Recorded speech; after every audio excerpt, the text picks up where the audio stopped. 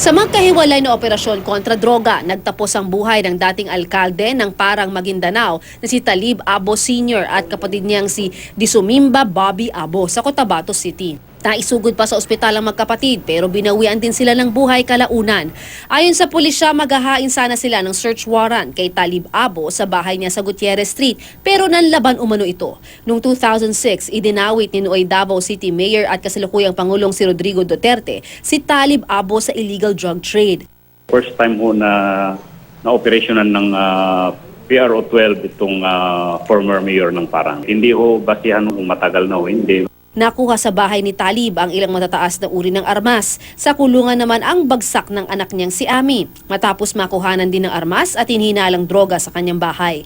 Wala namang nahanap sa bahay ng isa pang anak na Talib na si Councilor Amelia Abo. Si Bobby Abo naman napatay sa kampo Muslim matapos din daw pumalag. May nakuha rin daw na illegal na droga sa bahay ni Bobby. Hindi ko pa asum na maibigay yung specific grams as to the grams ng shabu confiscated, but based on the report, may na-recover din doon sa kay former mayor, doon sa kapatid niya at doon sa anak niya.